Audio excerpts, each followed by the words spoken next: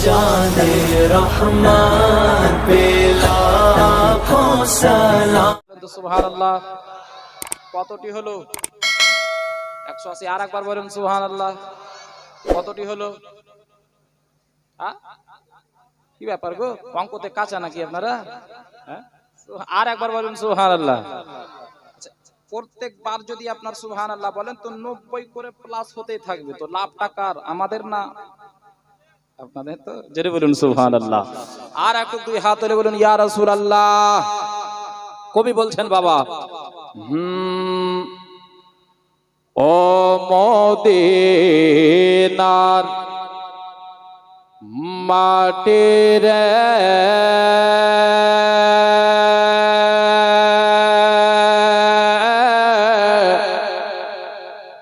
ও মদিনার মাটি রে, সকল সুখ বোঝে তো ওর কপালে, ও মদিনার মাটি রে, সকল সুখ বোঝে তো ওর কপালে, ও মদিনারে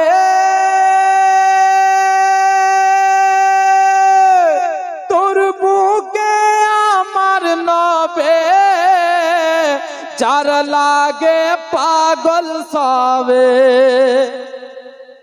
যার তরে শ্রেষ্ঠ হইল ত্রিভুবন,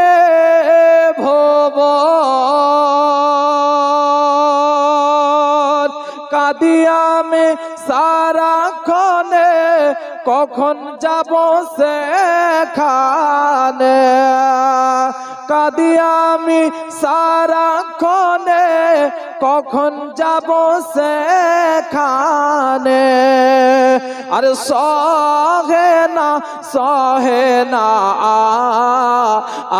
আর পরানে, ও মদিনার মাটি রে,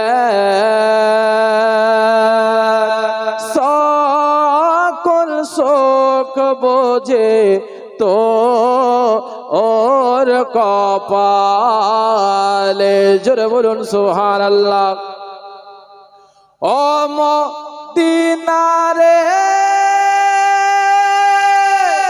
পাখি যদি হইতাম আমি, উড়ে উড়ে যেতাম আমি।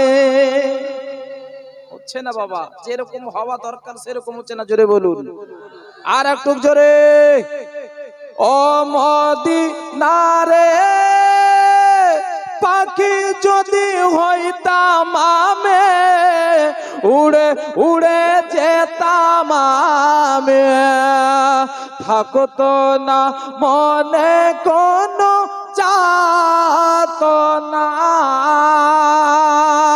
আরে দেহ নাই পাখায় আমার, সাথে নাই টাকায় আমার, দেহ নাই পাখা আমার, সাথে নাই টাকায় আমার, আরে কেমনে কেমনে যা আব সেখানে, ও মদিনার মাটি রে, সকল সুখ বোঝে তো ওর কপালে, জোরে বলুন সুবহানাল্লাহ। আর একটু জোরে বলুন ইয়া রাসূলুল্লাহ। ও মদিনারে তোর কাছে গেলে আমি কত সুখী হতাম জানে, তোরে আমি বুঝাইব কেমনে,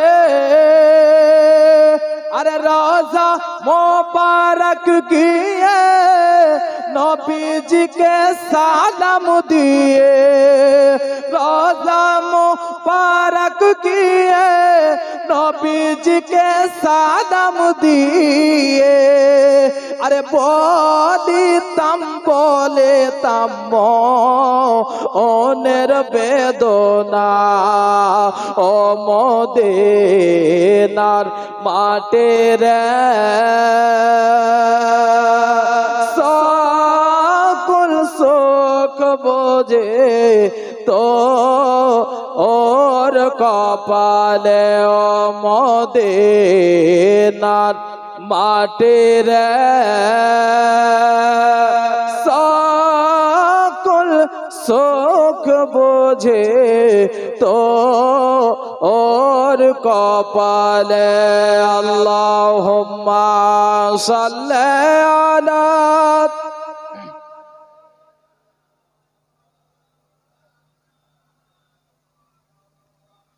ওয়ালা আলি সাইয়্যিদিনা মাওলানা মুহাম্মদ সাল্লাল্লাহু তাআলা আলাইহি ওয়াসাল্লাম। বিরাদার, আল্লাহ রাব্বুল আলামিন পবিত্র কোরআন শরীফের মধ্যে ইরশাদ করেন, কুল লা আসআলুকুম আলাইহি আজরান ইল্লাল মাওয়াদ্দাতা ফিল কুরবা।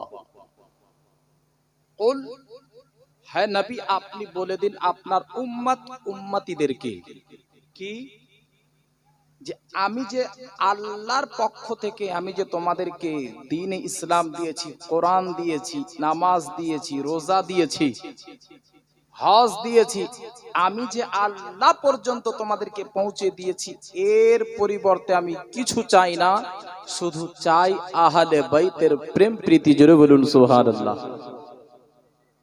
বিরাদার, নবী পাক সাহিবে লাউলাক সাল্লাল্লাহু তাআলা আলাইহি ওয়াসাল্লাম বলেছেন, যে ব্যক্তি আমাকে ভালোবাসলো আর আমার আলো আওলাদকে ভালোবাসলো না, সে কখনো পূর্ণ মুমিন হতে পারে না। জোরে বলুন। যতক্ষণ পর্যন্ত আওলাদে নবীকে না ভালোবাসবেন ততক্ষণ পর্যন্ত পূর্ণ মুমিন হবেন না বাবা। নবী পাক সাল্লাল্লাহু তাআলা আলাইহি ওয়াসাল্লাম তিনি পবিত্র জুবান দ্বারা বলেছেন, মাম্মাতা হুব্বে আলে মুহাম্মদ মাতা শহীদান। যে ব্যক্তি আলে নবীকে অর্থাৎ আমার আহলে বাইতকে ভালোবাসলো তার মরণ হবে বাবা শহীদের মতো। জোরে বলুন। আমার নবী আবার বলেছে ওই আপনার পরিপ্রেক্ষিতে, যে ব্যক্তি আমার আলো আওলাদের বুক দুশ্মনী সিনাতে রেখে মরলো তার মরণ কাফির অবস্থায় হবে। জোরে বলুন। তাহলে আমার নবীর আলো আওলাদকে ভালোবাসা জরুরি আছে কিনা বাবা? সুবহানাল্লাহ। বেরাদার বন্ধুরা, আমার মা বোনেরা, বাবা জিও ভাইরা, বলে যায় রাতের বেলা মা আমার ইমামে হুসেন পাক রাদিয়াল্লাহু তাআলা আনহু যেন বাবা নিজের পরিবার বর্গকে সঙ্গে করে নিয়ে কারবালার ময়দানে,